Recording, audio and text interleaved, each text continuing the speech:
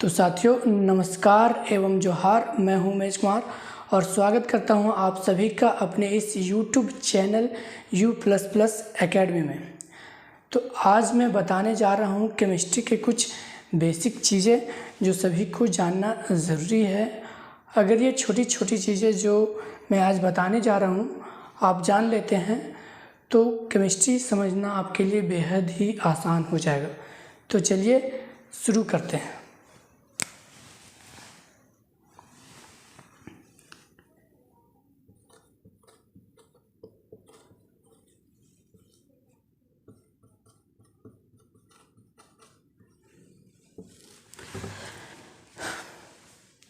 तो सबसे पहले जानते हैं परमाणु यानी कि एटम के बारे में। क्या होता है परमाणु? तो परमाणु किसी तत्व या पदार्थ का सबसे सूक्ष्मतम कण होता है जिसे हम आमतौर पर देख नहीं सकते हैं। यानी कि क्या हमने कहा,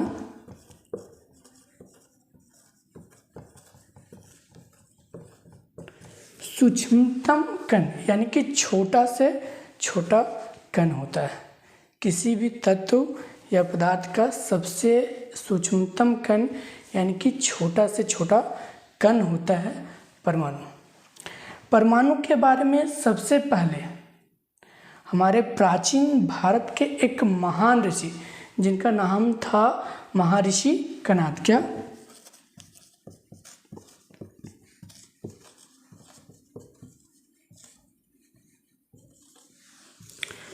महर्षि कणाद, इन्होंने ही सबसे पहले परमाणु का जिक्र किया था।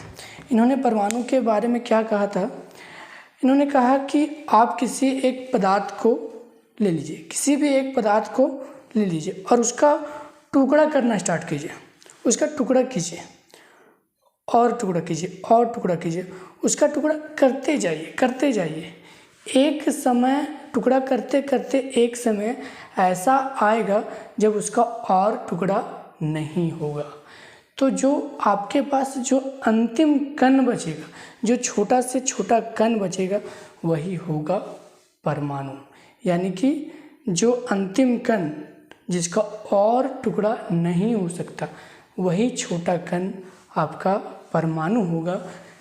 वो ये बात सबसे पहले किसने? महर्षि कणाद जी ने कहा था। सबसे पहले हमारे प्राचीन भारत के ही थे।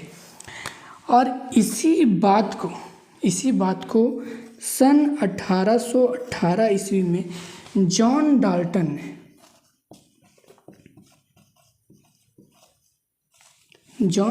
ने इसी बात को साइंटिफिक वे में बताया कि परमाणु क्या होता है। इन्होंने कहा कि परमाणु किसी तत्व या पदार्थ का सबसे सूक्ष्मतम कण होता है जिसे हम आम तौर पर देख नहीं सकते। और ये जो परमाणु होते हैं वो रासायनिक अभिक्रिया में भाग लेते हैं। इन्होंने कहा, किन्होंने? John Dalton. तो अब आपको समझ में आ गया होगा कि परमाणु होता क्या है। तो चलिए इसके बारे में लिखते हैं।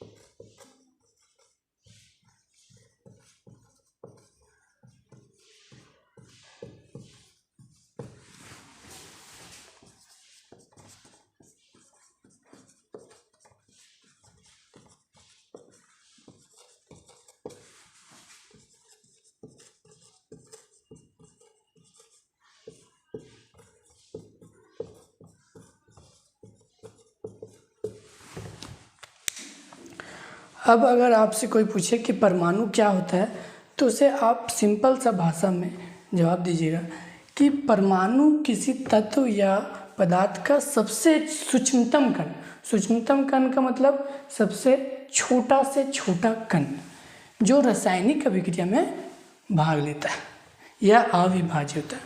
अविभाज्य कहने का मतलब है कि जिसका और टुकड़ा या छोटा नहीं किया जा सकता। ये है परमाणु का साधारण सा परिभाषा।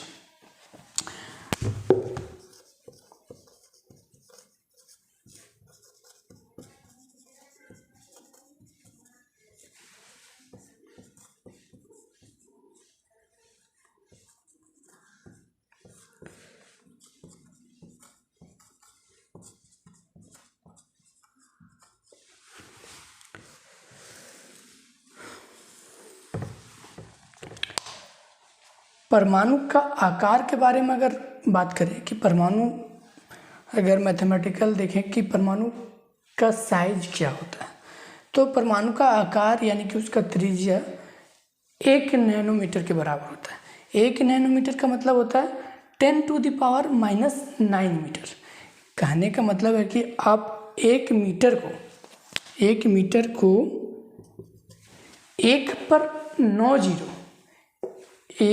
10⁻⁻ का मतलब 1 पर 9 जीरो, यानी कि 1 मीटर को 1 पर 9 जीरो के बराबर छोटा करिएगा या बांटिएगा तो उतना छोटा जो आएगा वही होता है हमारा परमाणु। यानी कि परमाणु का जो साइज होता है, जो आकार होता है, वो कितना छोटा होता है, तो 10⁻⁹ मीटर इतना छोटा होता है।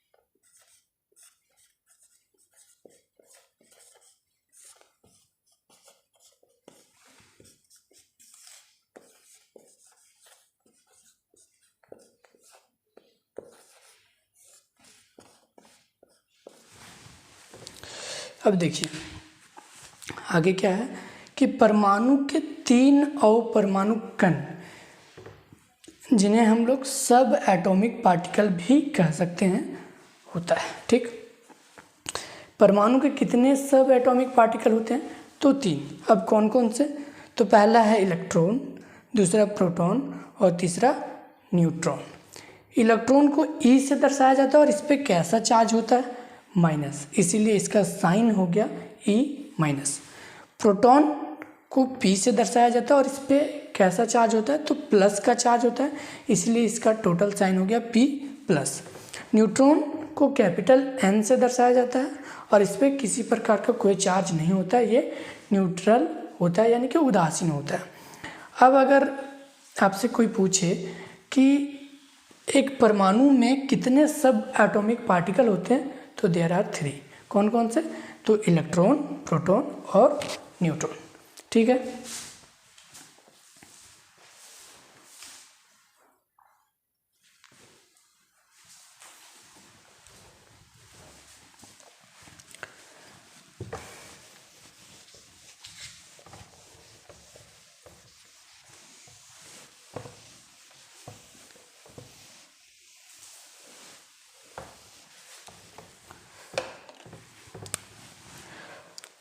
अब थोड़ा चर्चा कर लेते हैं इलेक्ट्रॉन, प्रोटॉन और न्यूट्रॉन की खोज के बारे में। ज़्यादा डिटेल से नहीं जानेंगे अभी सिर्फ इतना जानेंगे कि इनका खोज कब और किसने किया। ठीक है,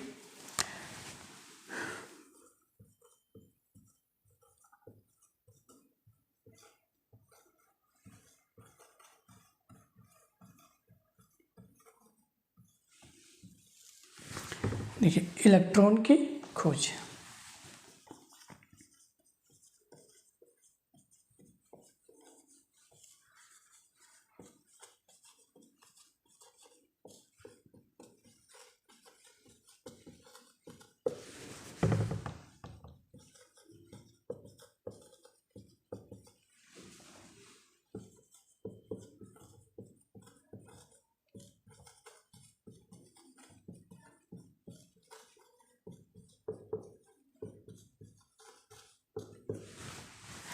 ठीक है, तो इलेक्ट्रॉन की खोज 1897 में जे थॉमसन के द्वारा की गई थी। J Thomson. तो इलेक्ट्रॉन का खोज किसने किया? तो सिंपल, इलेक्ट्रॉन का खोज 1897 ईस्वी में जे थॉमसन ने किया था।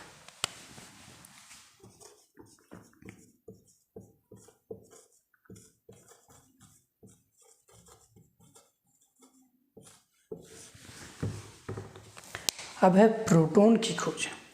प्रोटॉन की खोज को लेकर थोड़ा कंट्रोवर्सी होती है। क्या अगर आप 9th या 10th के स्टूडेंट हो तो आपको शायद पता होगा कि प्रोटॉन की खोज गोल्डस्टीन के द्वारा किया गया था, लेकिन ये पूरा तरह से सच नहीं है। ये पूरा तरह से सच नहीं है। अब पूरा तरह से सच क्या है ये हम जानने की कोशिश करते हैं।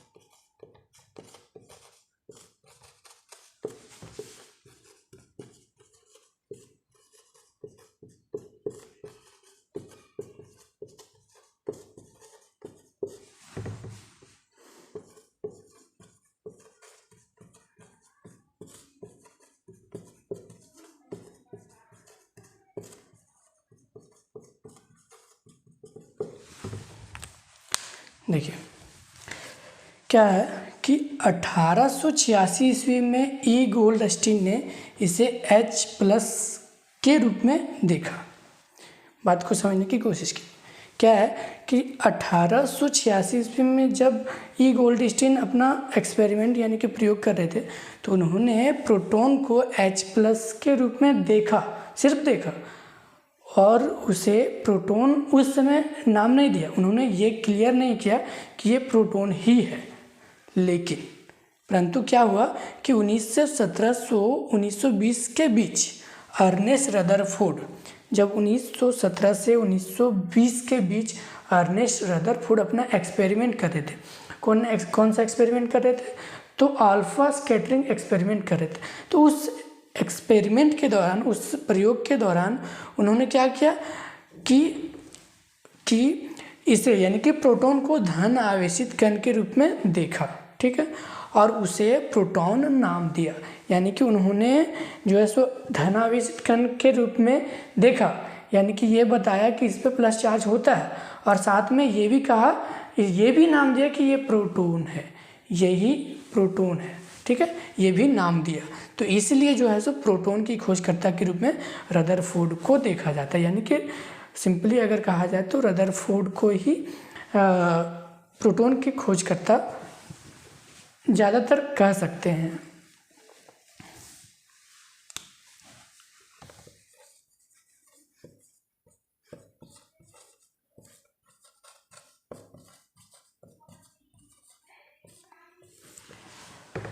न्यूट्रॉन की खोज।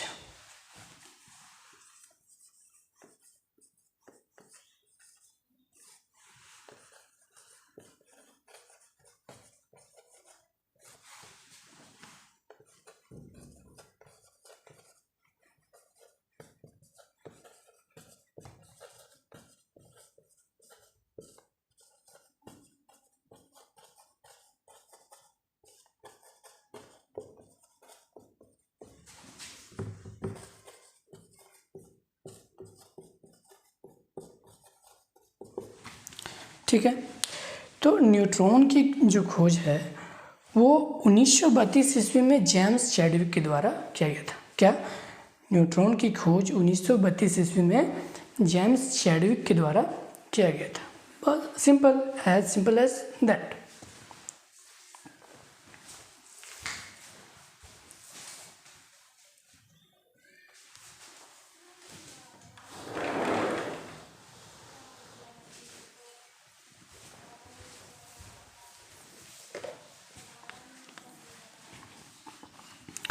आगे बढ़ते हैं।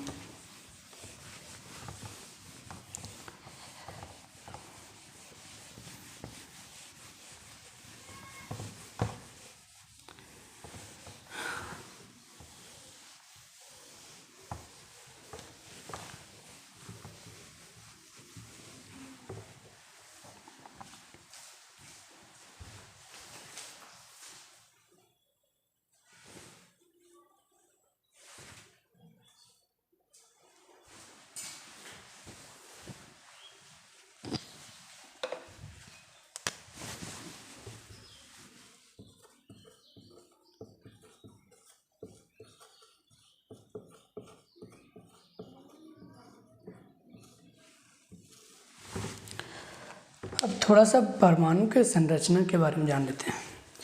ज़्यादा डिटेल्स नहीं जाएंगे। अभी परमाणु के संरचना का मतलब ये समझ लीजिए कि हमने अभी पढ़ा कि परमाणु के 3 सब एटॉमिक पार्टिकल होते हैं। कौन कौन से? इलेक्ट्रॉन, प्रोटॉन और न्यूट्रॉन।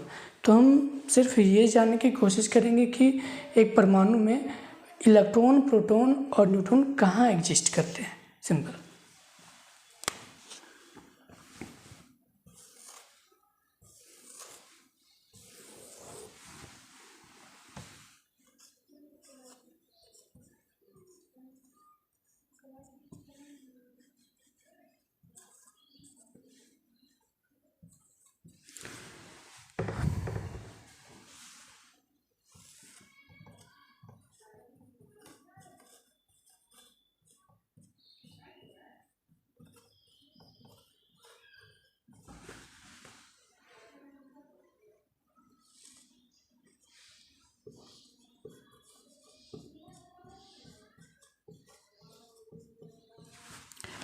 अब थोड़ा इस फिगर को ज़रा ध्यान से देखिए, ठीक है।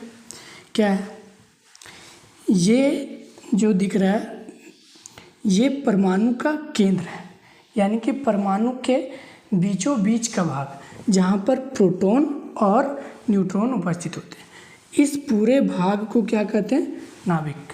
ठीक है, अब आपको समझ में आ गया कि परमाणु के जो नाभिक होते हैं उसमें क्या क्या होते हैं? प्रोटॉन होते हैं और न्यूट्रॉन।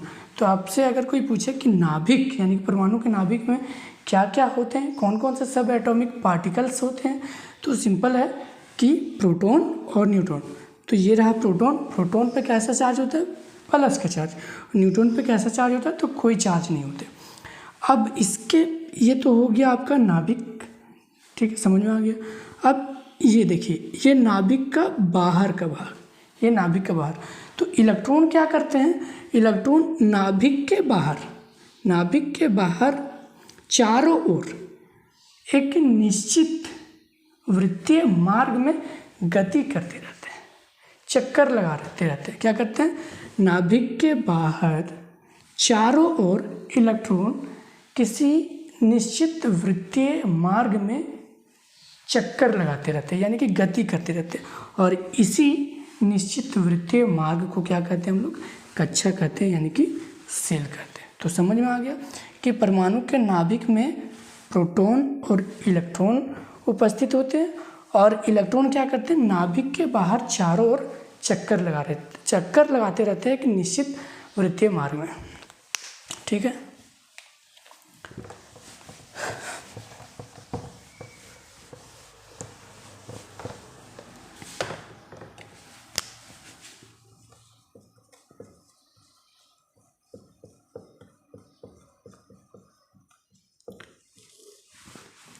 लिख लीजिए कि नाभिक क्या होता है।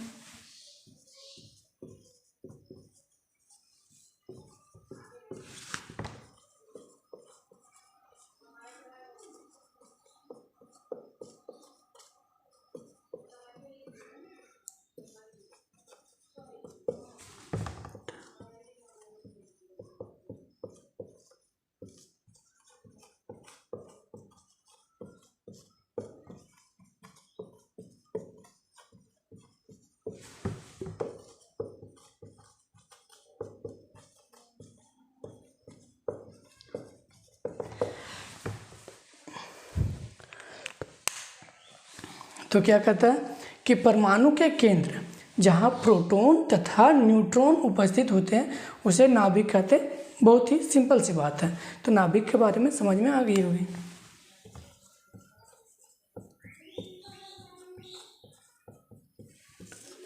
अब कक्षा,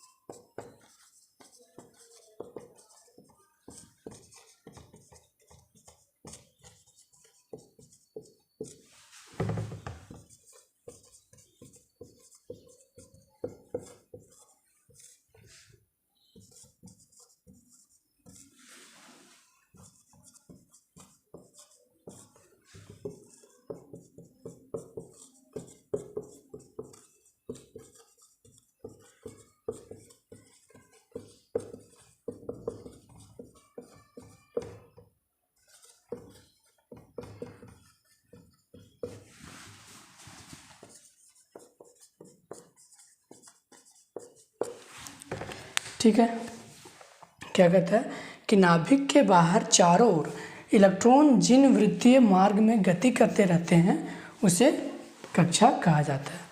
ठीक है, तो ये हम समझा चुके हैं।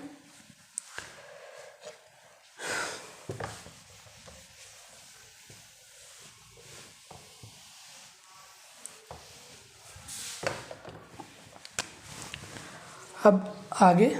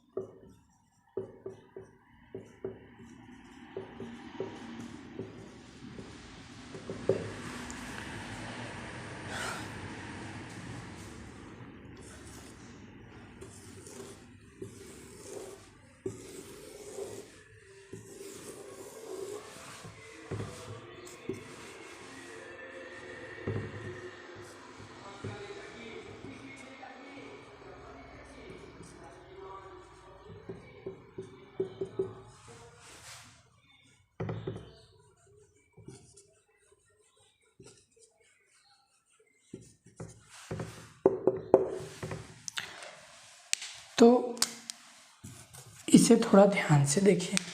क्या कहा जाता है कि परमाणु के नील बोर मॉडल के अनुसार परमाणु में 7 कक्षाएं होती हैं। ठीक है, अब यहाँ पर देखने की कोशिश कीजिए। ये क्या है? ये है परमाणु का केंद्र, यानी कि इसके बीचों बीच का भाग, यानी कि हम लोग क्या नाम दिया है हमने इसे? नाभिक। हमने नहीं, पहले इसका नाम रखा गया है, तो इसे नाभिक कहा जाता है। और नाभिक, चूँकि हमने पहले बताया कि परमाणु के नाभिक में प्रोटॉन और न्यूट्रॉन होते हैं, और प्रोटॉन पे कैसा चार्ज होता है? तो प्लस का चार्ज होता है। तो चूँकि प्रोटॉन धनावेशित होता है, इसलिए नाभिक भी कैसे होती है? धनावेशित, यानी कि नाभिक में भी प्लस का ही चार्ज होता है। अब इसके पर किसी भी परमाणु के नील बोर मॉडल के हिसाब से जो है सो किसी परमाणु में 7 कक्षाएं होती हैं, जिन्हें हम लोग अक्षरों के द्वारा, यानी कि KLMNOPQ के द्वारा दर्शा सकते हैं, या फिर नंबर्स के द्वारा, यानी कि 1 2 3 4 5 6 7 के द्वारा दर्शा सकते हैं। ठीक है,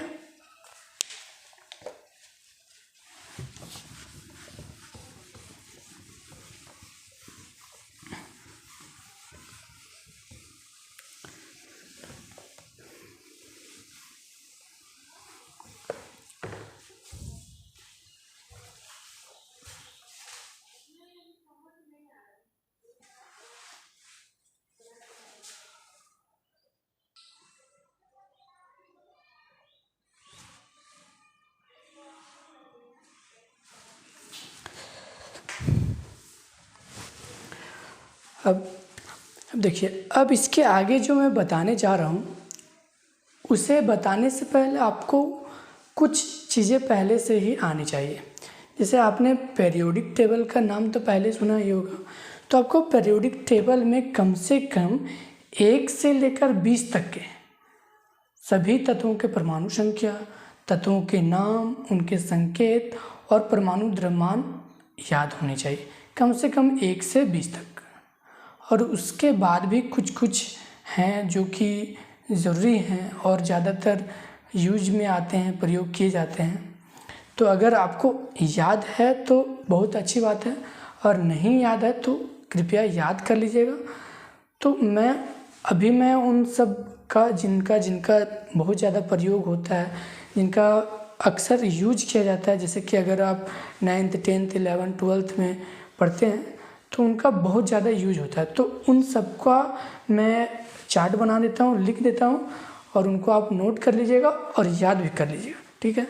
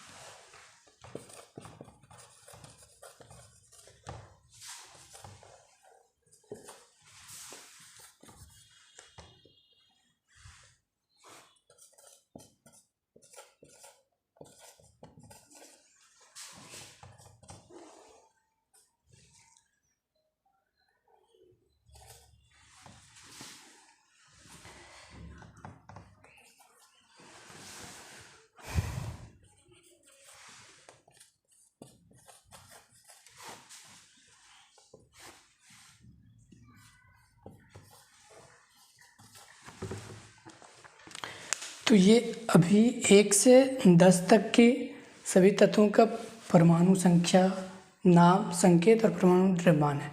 ये आप लिख लीजिए, इसके बाद फिर हम लिखते हैं।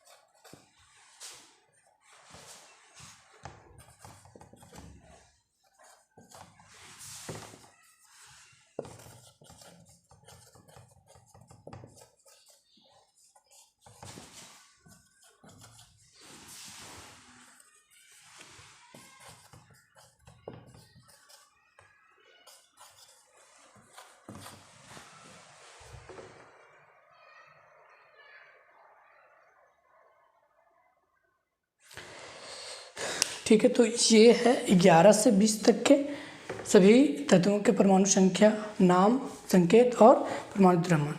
इसे भी आप नोट कर लें।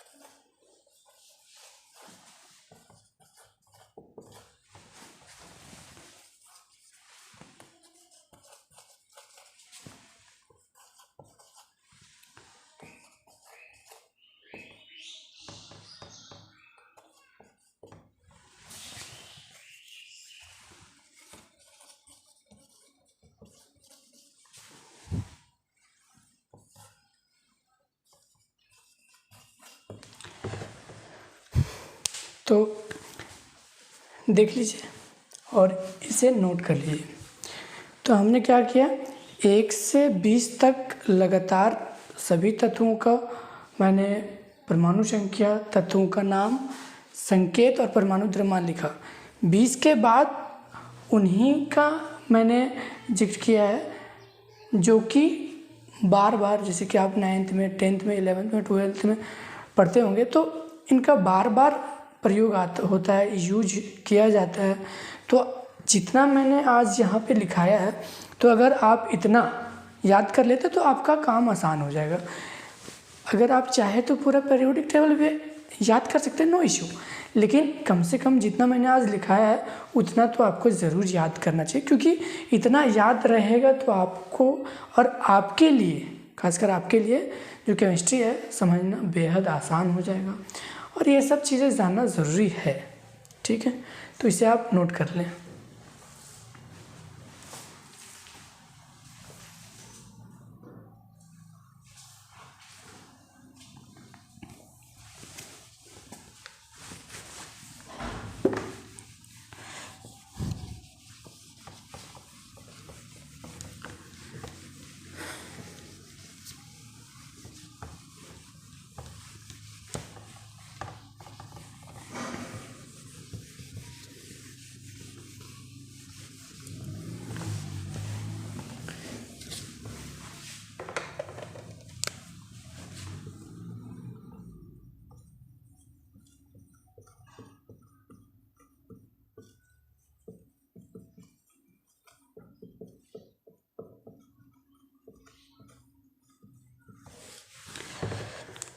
तो साथियों, आप जानने की कोशिश करते हैं कि परमाणु संख्या यानी एटॉमिक नंबर होता क्या है। अभी हमने 1 से लेकर 1 2 3 4 5 अभी जो मैंने लिखा परमाणु संख्या, वो आपने देखा, ठीक है।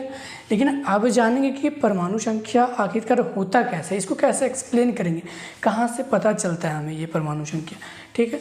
तो देखिए,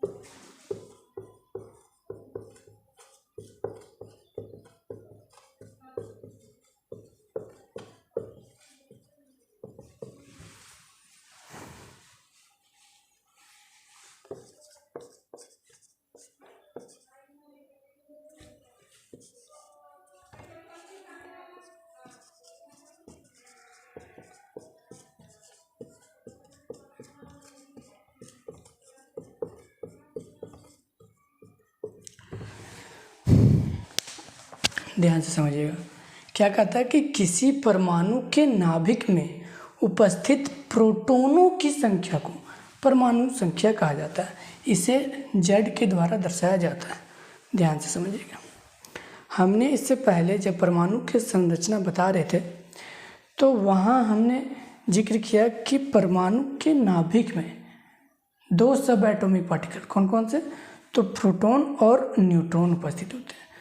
तो वही हम यहाँ पर बताने की कोशिश कर रहे हैं कि परमाणु के नाभिक में जितना प्रोटॉन होते हैं उसी को क्या कहता है, परमाणु संख्या। यानी कि आप सिंपल भाषा में समझें,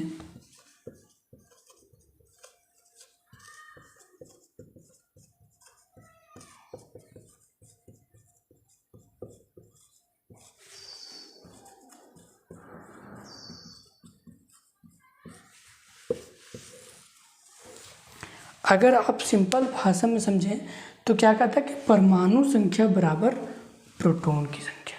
अगर आपसे कोई पूछे कि परमाणु संख्या क्या होता है तो उसे सिंपल से बताना है कि किसी परमाणु के नाभिक में, कहाँ, नाभिक में उपस्थित प्रोटॉनों की संख्या को परमाणु संख्या कहते हैं।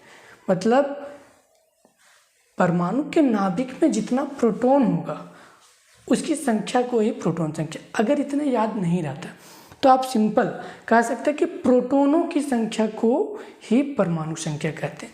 सिंपल अगर देखा जाए तो ये समझें अगर बहुत ही आसान भाषा में कि परमाणु संख्या बराबर प्रोटॉन की संख्या, परमाणु संख्या बराबर प्रोटॉन की संख्या, यानी कि जितना परमाणु संख्या होगा उतना ही प्रोटॉन की संख्या होगा, और जितना प्रोटॉन की संख्या होगा उतना ही परमाणु संख्या होगा। बस यही कंसेप्ट आपको ध्यान में रखना। अगर आपको नहीं समझ में आया तो एग्जाम्पल से समझाते हैं। जैसे कि ठीक है, हम एल्यूमिनियम का एग्जाम्पल ले लेते हैं। ठीक है, एल्यूमिनियम। तो अभी हमने चार्ट में बताया क्या, अभी हमने बताया कि एल्यूमिनियम का जो परमाणु संख्या होता है कितना, देखिए Z बराबर 13। ये Z का मतलब क्या होता है, हमने यहाँ लिखा कि Z का मतलब परमाणु संख्या। जहाँ भी Z लिखा हुआ है मतलब समझिए कि वो परमाणु संख्या को ही दर्शाया गया। यहाँ मैंने लिख दिया साफ साफ कि इसे Z के द्वारा दर्शाया गया जाता है, यानी कि परमाणु संख्या को Z के द्वारा दर्शाया जाता है, यानी कि Z मतलब परमाणु संख्या। ठीक है, समझ में आ गया। अब क्या करना है, हमने पूछा एल्युमिनियम, एल्युमिनियम में कितना, एल्युमिनियम के बारे में जिक्र करना। ठीक है, अब एल्युमिनियम तो हमने चार्ट में लिखा था कि एल्युमिनियम का परमाणु संख्या कितना होता है, 13। बात समझ में आया, 13। तो इसमें प्रोटॉन की संख्या कितना होगा, इसमें प्रोटॉन की संख्या कितना होगा, तो होगा 13। कैसे, अभी हमने डिफिनेशन में पढ़ा, अभी हमने परिभाषा में पढ़ा कि जितना परमाणु संख्या उतना ही प्रोटॉन की संख्या। तो परमाणु संख्या कितना, 13, इसलिए प्रोटॉन की संख्या भी कितना, 13। अब और एग्जाम्पल लेके समझते हैं, सल्फर। ठीक है, चार्ट में हमने बताया कि सल्फर का जो परमाणु संख्या होता है कितना, 16। तो सल्फर का परमाणु संख्या 16, तो इसीलिए प्रोटॉन की संख्या कितना, तभी 16। क्यों, क्योंकि हमने अभी बताया कि परमाणु संख्या बराबर प्रोटॉन की संख्या, तो इसीलिए परमाणु संख्या कितना, 16। तो प्रोटॉन की संख्या भी कितना, 16। क्यों, क्योंकि परमाणु संख्या बराबर होता है प्रोटॉन की संख्या, जितना परमाणु संख्या उतना ही प्रोटॉन की संख्या। बात समझ में आ गई, बात समझ में आ गई। ठीक है, अब आगे अगर आपसे कोई पूछे कि किसी तत्व में या किसी परमाणु में जो है प्रोटॉन की संख्या है 20, ठीक है, प्रोटॉन की संख्या 20, तो उसमें उसका परमाणु संख्या कितना होगा, तो उसका परमाणु संख्या कितना होगा, तो सिंपल सा कुछ नहीं करना, आपको बता देना है 20। ठीक है, क्यों, क्योंकि आप जानते हैं कि जितना प्रोटॉन उतना ही परमाणु संख्या, और जितना परमाणु संख्या उतना ही proton, as simple as that. अब आगे अगर इसका नाम पूछा जाए तो 20 परमाणु संख्या किसका होता है, कैल्शियम। सिंपल से बता देना, कैल्शियम। आई होप कि आपको समझ में आ गया होगा। आगे बढ़ते हैं।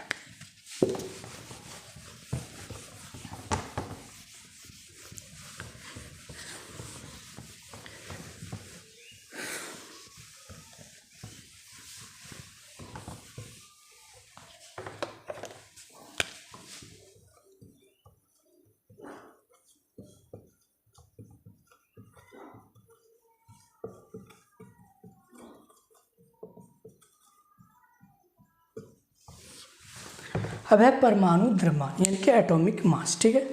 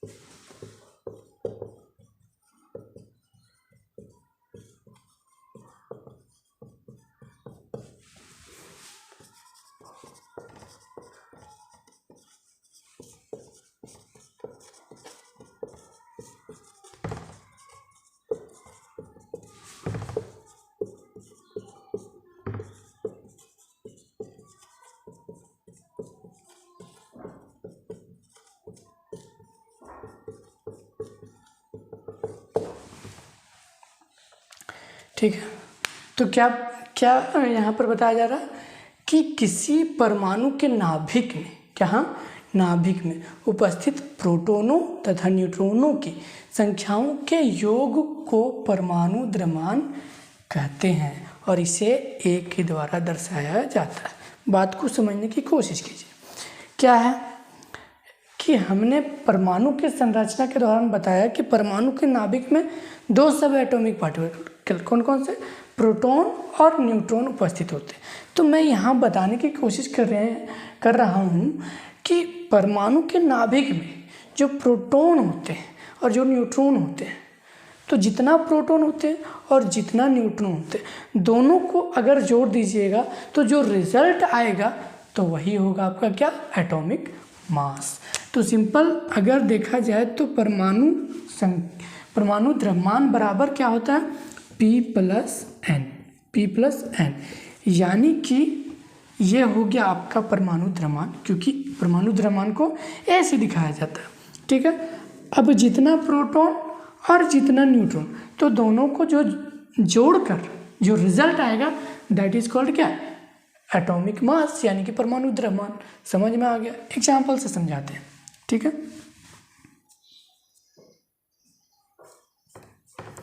एग्जाम्पल से समझ जाते हैं। तो एग्जाम्पल में हम सोडियम को लेते हैं। ठीक है, सोडियम, ठीक। अब सोडियम, अब आपको जो है हमें क्या निकालना, परमाणु द्रव्यमान। ठीक है, तो सोडियम का सबसे पहले देखिए कि सोडियम का परमाणु संख्या कितना होता है। तो जो कि चार्ट में मैंने दिखाया था कि सोडियम का परमाणु संख्या होता है 11। ठीक है, अब इसमें प्रोटॉन की संख्या कितना होगा, तो अभी मैंने बताया कि जितना परमाणु संख्या उतना ही प्रोटॉन की संख्या। तो परमाणु संख्या 11 तो प्रोटॉन की संख्या भी 11। और न्यूट्रॉन कितना, तो न्यूट्रॉन इसमें होता है 12। ठीक है, अभी अब क्या है कि परमाणु संख्या, परमाणु द्रव्यमान बराबर क्या होता है, P+N। ठीक, तो P कितना 11 और N कितना 12, तो टोटल कितना 23। यानी कि सोडियम का मास यानी कि एटॉमिक मास, परमाणु द्रव्यमान कितना हो गया 23 यानी कि 23। ठीक है, अब यहाँ पर आप कहिएगा कि सर आपने न्यूट्रॉन कैसे लिखा 12, तो इसके बारे में भी हम चर्चा करेंगे आगे। ठीक है, तो ये समझ में आ गया, are you getting my point. अब इसे मिटा देते हैं। ठीक है,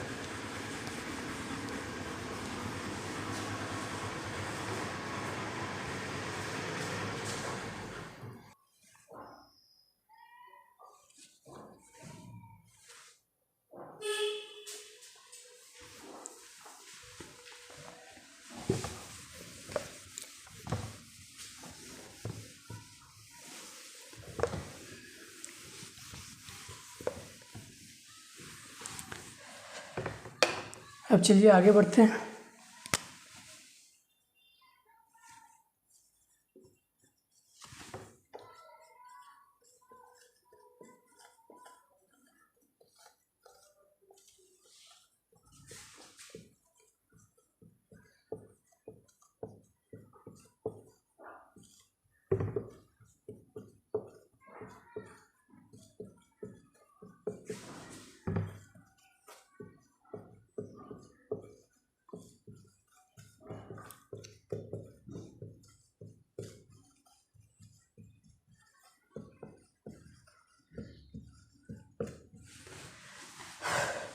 तो क्या कहता है, किसी तत्व या परमाणु में इलेक्ट्रॉन, प्रोटॉन तथा न्यूट्रॉन की संख्या को ज्ञात करना। अब हम लोग जानेंगे कि किसी परमाणु या तत्व में कितने इलेक्ट्रॉन, कितने प्रोटॉन और कितने न्यूट्रॉन होते हैं। ठीक है,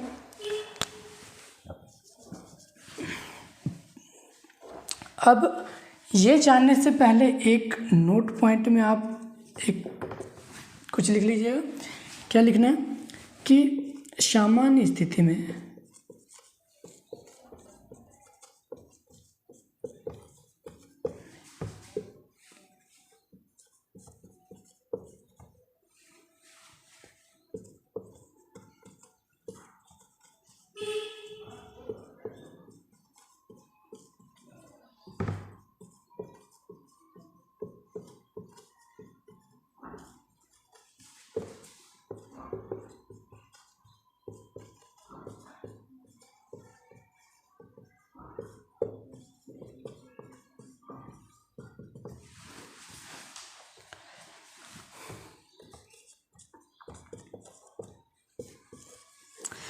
तो देखना ये है कि सामान्य स्थिति में, क्या हम बताने की कोशिश कर रहे हैं कि सामान्य स्थिति में प्रोटॉनों की संख्या इलेक्ट्रॉनों की संख्या के बराबर होती है।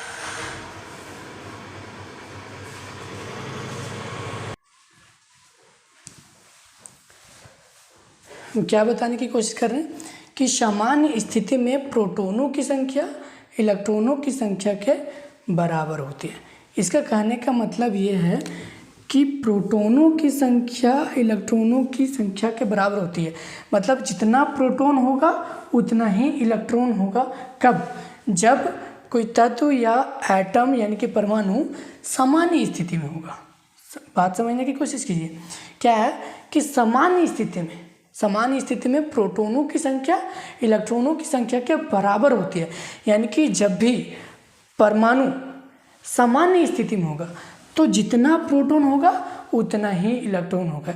यानी कि प्रोटॉनों की संख्या इलेक्ट्रॉनों की संख्या के बराबर होगी। सिंपल कहने का मतलब है कि जितना प्रोटॉन होगा उतना ही इलेक्ट्रॉन होगा। ठीक है। अब ये सामान्य स्थिति क्या होता है? अब समझने वाली बात यह है कि सामान्य स्थिति क्या होता है, तो समझने की कोशिश कीजिए।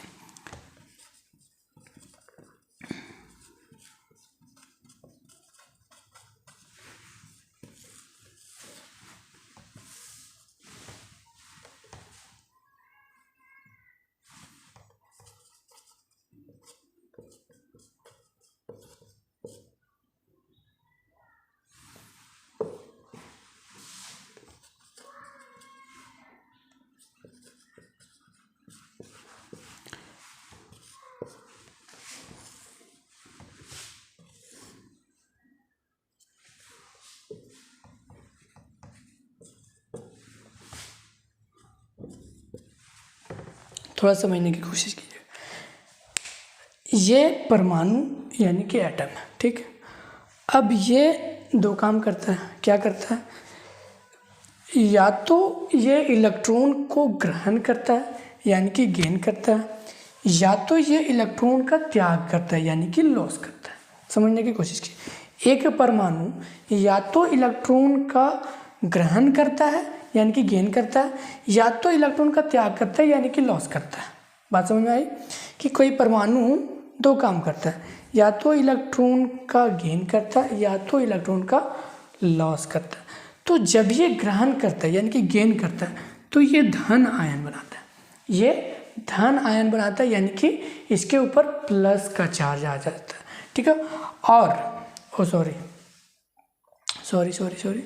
क्या कि जब भी कोई परमाणु इलेक्ट्रॉन को ग्रहण करता है तो ऋण आयन बनाता है, यानी कि उसके ऊपर माइनस चार्ज आता है। कैसा चार्ज आ जाता है? माइनस के चार्ज आ जाता है।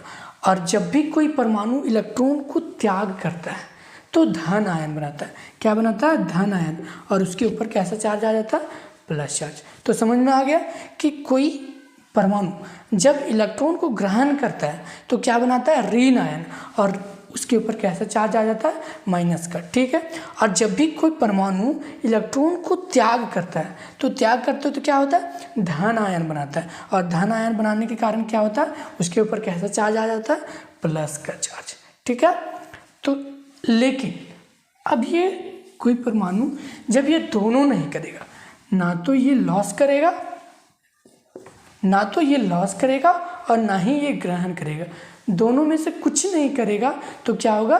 सामान्य स्थिति में होगा। तब क्या होगा? परमाणु सामान्य स्थिति में होगा।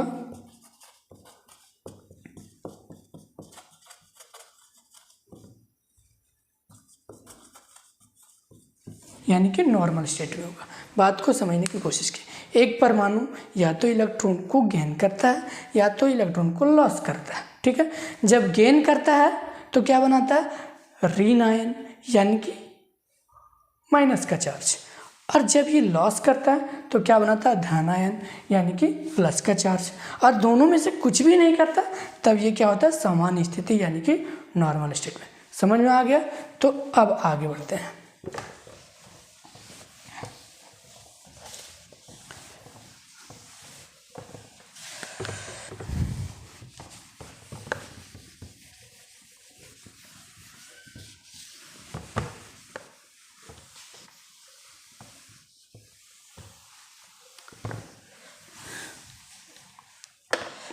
अब हम ये जानते हैं कि किसी तत्व या परमाणु में कितने इलेक्ट्रॉन, कितने प्रोटॉन और कितने न्यूट्रॉन होते हैं। ठीक है, तो आइए कोशिश करते हैं।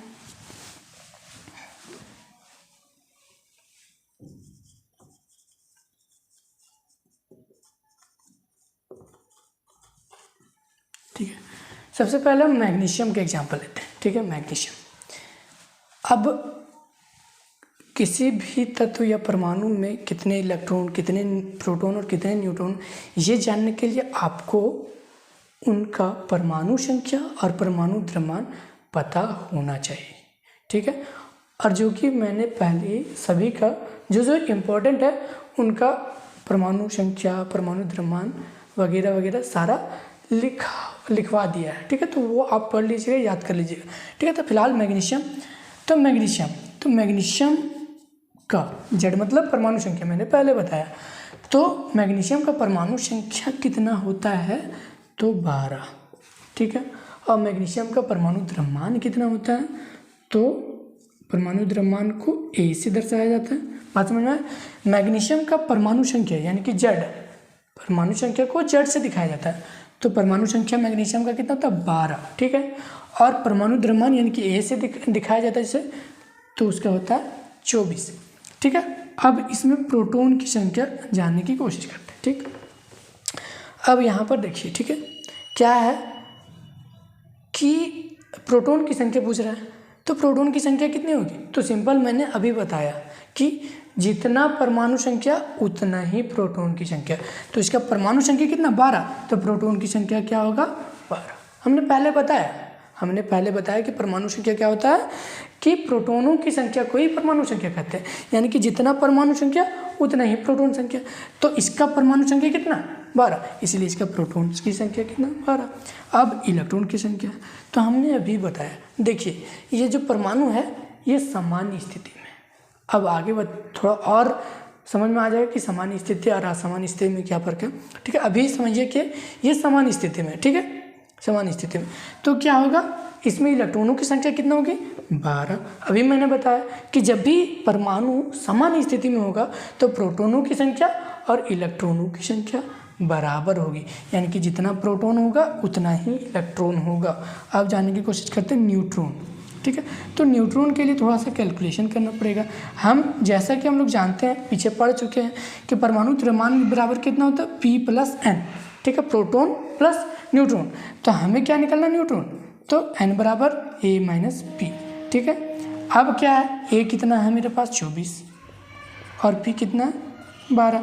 तो इसीलिए 24 में से 12 घटाएंगे तो कितना आएगा, 12। ठीक है, तो न्यूट्रॉन की संख्या कितना होगी, 12, यानी कि प्रोटॉन की संख्या इसमें 12, इलेक्ट्रॉन भी 12 और न्यूट्रॉन भी 12। बात समझ में आ गई।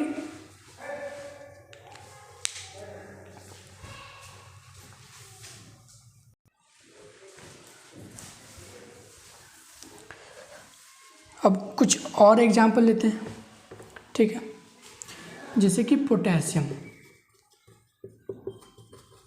ठीक, अब पोटेशियम का परमाणु संख्या कितना होता है, 19।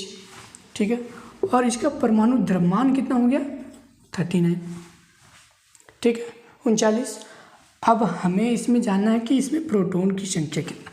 तो सिंपल सा हमने क्या बताया कि जितना परमाणु संख्या उतना ही प्रोटॉन की संख्या। तो परमाणु संख्या कितना, 19, इसीलिए प्रोटॉन की संख्या भी 19। अब इलेक्ट्रॉन की संख्या कितनी, तो हमने बताया कि जब भी परमाणु सामान्य स्थिति में होगा तो जितना प्रोटॉन होगा उतना ही इलेक्ट्रॉन होगा। तो हम लोग यहाँ देख पा रहे हैं कि परमाणु सामान्य स्थिति में, यानी कि जितना प्रोटॉन उतना ही इलेक्ट्रॉन। तो प्रोटॉन कितना है, 19, तो इसलिए इलेक्ट्रॉन भी कितना हो जाएगा, 19। ठीक है, अब न्यूट्रॉन की बात करते हैं। ठीक है, क्या करते हैं, न्यूट्रॉन की बात। तो न्यूट्रॉन के लिए थोड़ा सा कैलकुलेशन कर लेते हैं। ठीक है, हम लोग जानते हैं A बराबर क्या होता है, P+N। ठीक है, तो यानी कि N बराबर क्या हो जाएगा, A-P। ठीक है, A मेरा कितना है, 39, और P मेरा कितना है, 19। ठीक है, A मेरा 39 और P मेरा 19, यानी कि 39 में 19 घटाएंगे तो 20। 39 में 19 घटाएंगे तो 20, यानी कि न्यूट्रॉनों की संख्या कितना हो गया 20। तो इसमें प्रोटॉन की संख्या 19, इलेक्ट्रॉन की संख्या 19 और न्यूट्रॉन की संख्या हो गई 20। समझ में आ गई? ठीक है, अब आगे थोड़ा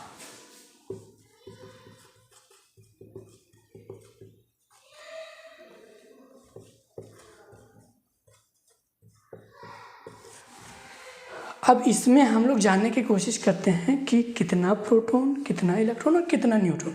ठीक है, अब यहाँ पर ये क्या है, एल्युमिनियम। अब एल्युमिनियम का परमाणु संख्या कितना, तो एल्युमिनियम का परमाणु संख्या 13 और परमाणु द्रव्यमान कितना, यानी कि ए बराबर कितना।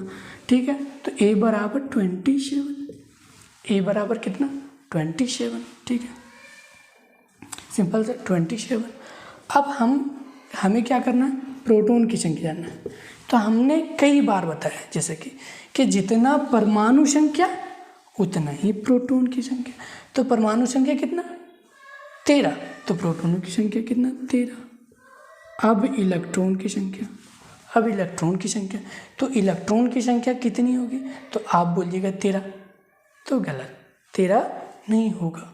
हमने क्या बताया कि यदि या जब परमाणु अपने सामान्य स्थिति में होगा, यानी कि ना तो वो लॉस करेगा ना तो वो गेन करेगा, तब क्या होगा, प्रोटॉन की संख्या और इलेक्ट्रॉन की संख्या बराबर होगी। लेकिन यहाँ पर देखिए, परमाणु के ऊपर 3 प्लस है, परमाणु के ऊपर 3 प्लस है। इसका कहने का मतलब मैंने बताया था कि जब भी किसी परमाणु के ऊपर प्लस का चार्ज होगा, मतलब समझ जाइए कि वो धन आयन, मतलब वो इलेक्ट्रॉन को त्याग चुका है, यानी कि वो लॉस कर चुका है।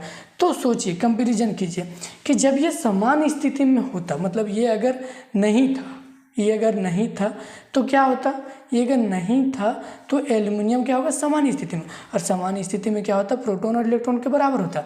तो समान स्थिति में जब था तो इसके पास कितना इलेक्ट्रॉन था, 13। समान स्थिति में जब था तो इसके पास 13 इलेक्ट्रॉन था, लेकिन 13 में से ये क्या कर चुका है, अब 3 इलेक्ट्रॉन को लॉस कर चुका है। तो 13 में से 3 इलेक्ट्रॉन को लॉस कर दिया, तो इसके पास कितना इलेक्ट्रॉन बचा, अब बचा 10 इलेक्ट्रॉन। समझ में आया हम क्या बताएं, बताने की ये कोशिश कर रहे कि ये समान स्थिति में नहीं है, यानी कि इसके ऊपर 3 प्लस का मतलब ये 3 इलेक्ट्रॉन लॉस कर चुका है, यानी कि 3 इलेक्ट्रॉन त्याग चुका है, किसी को दे चुका है। यानी कि पहले इसके पास कितना इलेक्ट्रॉन था, 13। देखिए, प्रोटॉन 13, तो पहले इसके पास 13 ही इलेक्ट्रॉन हुआ होगा, तो 13 में से इसने 3 इलेक्ट्रॉन को त्याग दिया, यानी किसी को दे दिया। तो अब कितना बचा, 10। तो इसीलिए अभी इसके पास कितने इलेक्ट्रॉन है, तो 10। अब न्यूट्रॉन कितना होगा, तो न्यूट्रॉन के लिए फिर से कैलकुलेट कर लेते हैं। हम लोग जानते हैं कि A बराबर होता है P प्लस N। ठीक है, A बराबर होता है P प्लस N, तो हमें निकालना है N, तो A माइनस P, तो A कितना हो गया 27 और P कितना हो गया 13। ठीक है, और 27 में 13 घटाएंगे तो 14। ठीक है, यानी कि 14, यानी कि इसमें प्रोटॉन की संख्या 13, इलेक्ट्रॉन की संख्या 10 और न्यूट्रॉन की संख्या 14। ठीक है, आई होप कि आपको आज जो मैंने समझाया, जो मैंने बताया वो समझ में आ गया होगा।